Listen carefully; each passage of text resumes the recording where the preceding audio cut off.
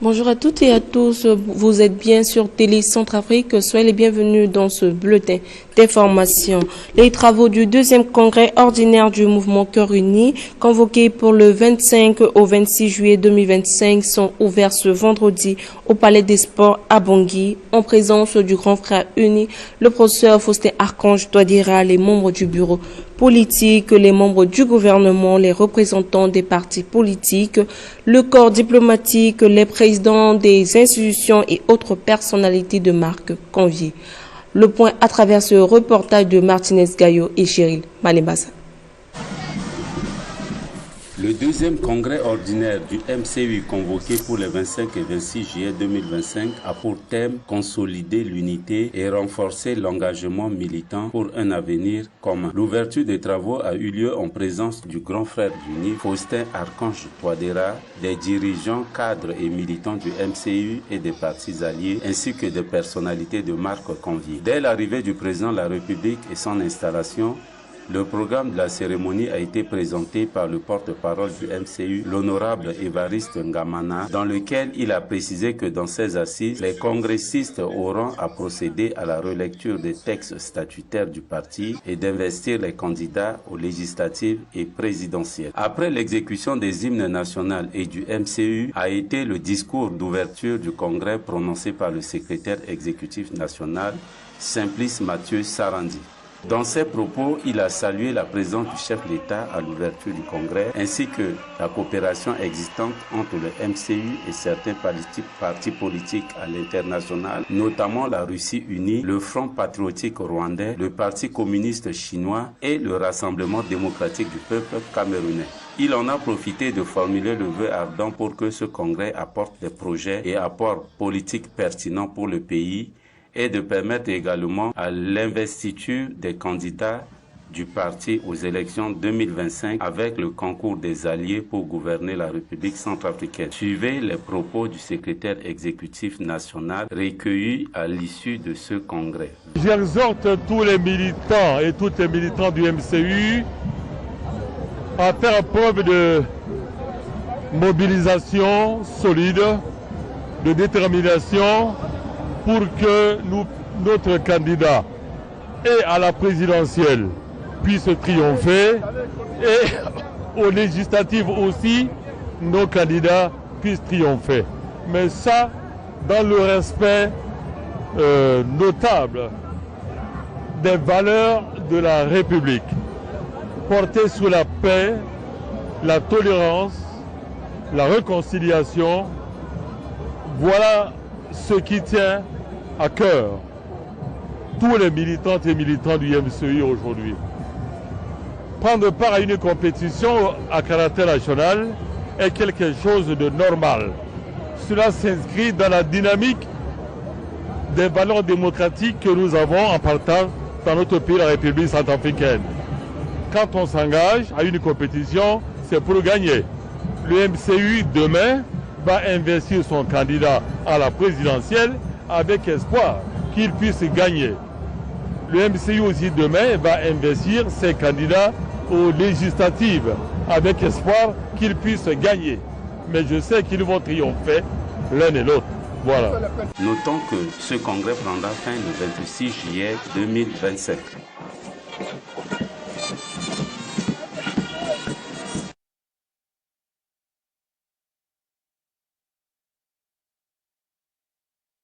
De la ville de Bangui sur les travaux de l'atelier de 2 jours relatifs à la validation du projet de loi portant sur la commande publique et les textes organiques de l'Agence de régulation du marché public ARMP et de la Direction générale du marché public DGMP.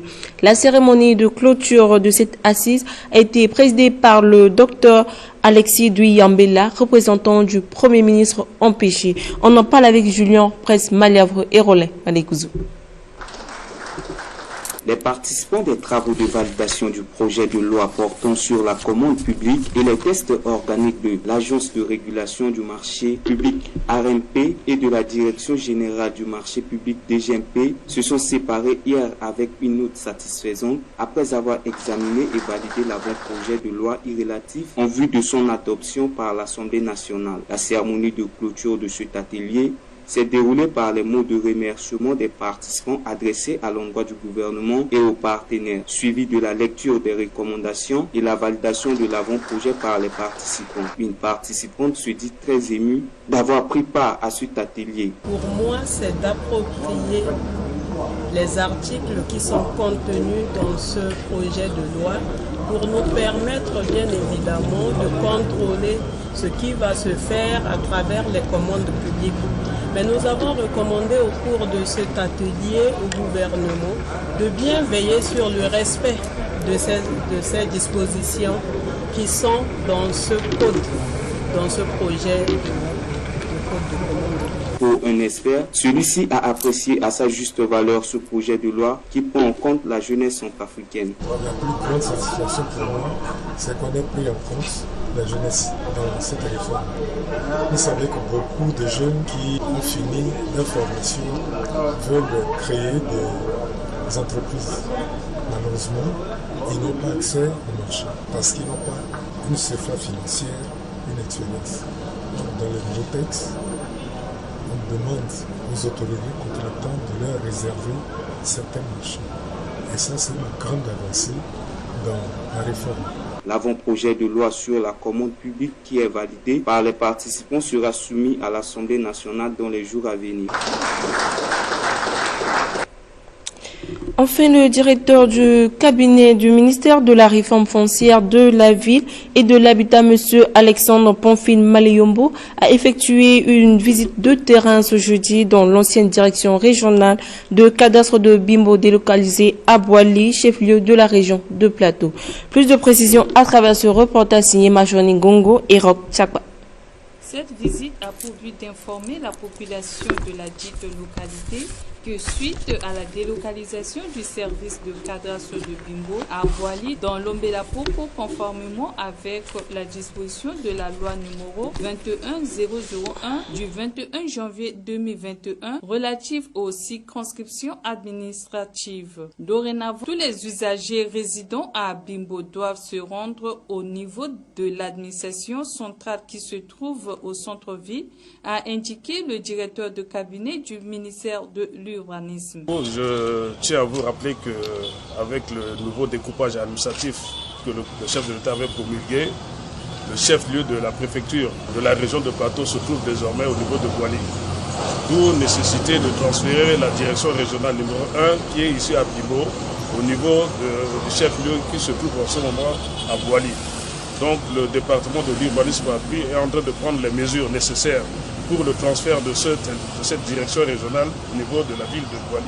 Nous avons déjà construit une direction régionale là-bas à Boali, donc dorénavant, le chef de service de l'Ombela-Poko et le directeur régional doivent regagner leur poste respectif au niveau de Boali. C'est pourquoi nous avons décidé de la fermeture temporaire de la direction régionale qui se trouve ici au niveau de Bimbo, pour bien structurer les services. Vous savez, avec le nouveau découpage administratif, la région de Plateau regorge deux préfectures, à savoir la préfecture de l'Ombela-Poko et la préfecture de la Lobaye. Et l'ancienne direction de Bimbo est sous la région de Bazou-Bangui, d'où la sous-préfecture de Bangui-Fleuve. Bimbo fait partie de la sous-préfecture de Bangui-Fleuve en ce moment. Et cette sous-préfecture est rattachée à la direction régionale numéro 7 au niveau de Bangui, de l'administration centrale. D'où la nécessité de rapprocher le service de Bimbo à cette direction régionale qui se trouve présentement au niveau de l'administration centrale à Bangui là-bas. Donc dorénavant, tous les usagers de Bimbo doivent se rendre au niveau de l'administration centrale qui se trouve au centre-ville là-bas pour le suivi de leur dossier. Avec l'inspection centrale et la mission de contrôle qui est venue ici à Bangui, nous allons mettre en place un comité de crise pour faire le suivi de ces dossiers-là. En cas de litige, on va faire revenir à Bangui ces chefs de service ou ces directeurs qui sont aujourd'hui au niveau de Boali. Boali, pour venir à Bangui, je pense que ça fait seulement 95 km. En un jour, on peut leur demander de descendre à Bangui. On va essayer de rassembler tous les dossiers contentieux ou litigieux pour essayer de traiter avec le comité de crise que nous comptons mettre en place au niveau de l'administration centrale là-bas.